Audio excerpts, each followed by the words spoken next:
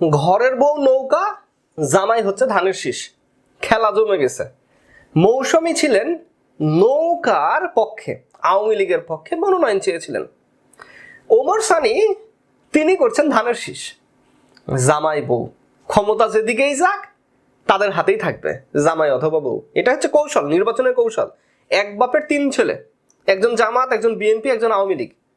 নেও বাঙালি কত চালাক দেখেন। ভাই ব্রাদার, আমরা নিউজ নিয়ে কথা বলবো।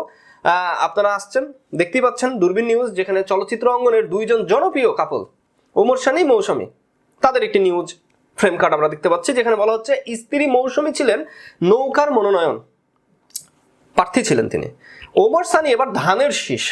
বাহ, চমৎকার। একেই বলে মিলেমিশে খাবো গর্ব দেশ।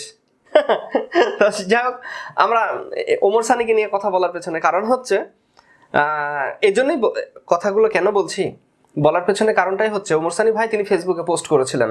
পোস্ট করে বললেন, আমরা ধানের শীষে ভোট দিব, পারলে এবার কিছু বের করেন, মানে আপনারা যদি পারেন এবার আমাদের গোপন হিস্ট্রি বের করেন। বাস, নিউজ গোপন হিস্ট্রি বের করেছে। ওমর সানির পায়নি, সে ধানের শীষেই ছিল আগেরা থেকেই। মৌসুমীর হিস্ট্রি বের করেছেন যে তুমি ধানের শীষ, তোমার ঘরের বউ তো ছিল নৌকা, ঠেলা এবার সামলাও, কোনো কিছু নিয়ে বেশি লাফানো উচিত না। এবং মৌসুমী তিনি কিন্তু এখন দেশের বাইরে আছেন। ওমর সানির সাথে সম্পর্কের একটা গুঞ্জন আমরা দেখতে পেয়েছি, দুজনের যে মহব্বত, সে জায়গাতে আমরা একটা ফাটল দেখতে পেয়েছি। ওমর সানি এবং মৌসুমী, তাদের দুজনের মধ্যে যে একটা গ্যাপ, একটা মনোমালিন্য, এটা তাহলে কি নিয়ে সৃষ্টি হয়েছিল?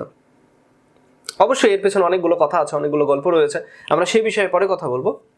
যেহেতু আমরা নির্বাচনকে নিয়ে কথা বলছিলাম, নির্বাচনে যে সকল নায়ক নায়িকা, যারা জনগণের জনপ্রিয় নায়িকা, তাদের জন্য পরামর্শ। আপনি একজন দলকে ভোট দিলেন এবং সেই দলটা ক্ষমতায় আসলো না। আপনি একজন দলের ক্যাম্পেইন করলেন, সেই দলটা ক্ষমতায় আসলো না। আবার ধরেন আপনি যে দলের ক্যাম্পেইন করলেন সেই দলটাই ক্ষমতায় আসলো, এবং বিগত সরকারের মতো এমন কিছু ঘটনা, এমন কিছু অন্যায় অপরাধ করে বসলো যে সব দায়ভার গিয়ে পড়বে আপনার ঘাড়ের উপরে। বড় বড় নেতারা কখনো ফাঁসে না। বড় বড় নেতারা যারা কোটি কোটি টাকা ইনকাম করেছে, তাদের ধারের কাছে পুলিশ যাবে না, তাদের বাড়ির কাছে কোনো কোনো ঘটনা ঘটবে না, তারা আরামে শান্তিপ্রিয়ভাবে কাটাবে। আপনার বাংলাদেশের প্রেক্ষাপটে নেতা ধরা খেয়েছে কয়জন? আওয়ামী লীগ, বিগত আমলে আওয়ামী লীগ চলে গেল, সরকার চলে গেল, কয়জন ধরা খেয়েছে নেতা?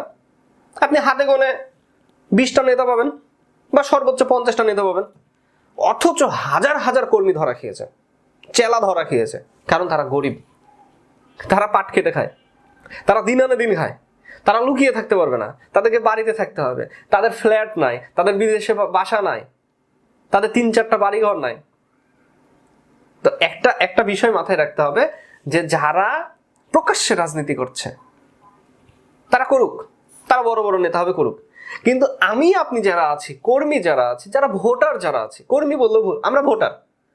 আমরা যদি ভোটার হয়ে থাকি, তাহলে আমাদের ব্যাংকে তালা মেরে রাখতে হবে। আমরা কাকে দিব ভোট, সেই ভোট ব্যাংকে তালা মারতে হবে। কাকে ভোট দিব আমি ছাড়া কেউ যেন না জানে। হ্যাঁ ভাই, আমার ভোটেই তো আপনি সরকার হলেন, ইয়েস। আর যদি আপনি সেই ভোট ব্যাংক ফাঁস করে দেন, যদি বলেন আমি ধানের শীষ, যদি বলেন আমি আওয়ামী লীগ, যদি বলেন আমি নৌকা, আমি দাঁড়িপাল্লা, ভাই আপনার গোমর শেষ। সেই দল যদি কোনো অন্যায় করে, সেই দল যদি কোনো অপরাধ করে, সব দায় দায়িত্ব আপনার ঘাড়ে এসে চাপবে। কারণ একসময় আপনাকে জবাব দিতে হবে, আপনি তো ধানের শীষ করেছেন, আপনি তো নৌকা করেছেন, আপনি তো দাঁড়িপাল্লা করেছেন। তো শিক্ষিত মানুষের মতো ভাবেন, জ্ঞানী মানুষের মতো ভাবেন। পরিবার নিয়ে, বউ বাচ্চা নিয়ে, মা বাবা নিয়ে যদি শান্তিতে থাকতে চান, তাহলে ভোটার হয়ে বেঁচে থাকেন, নট নেতা।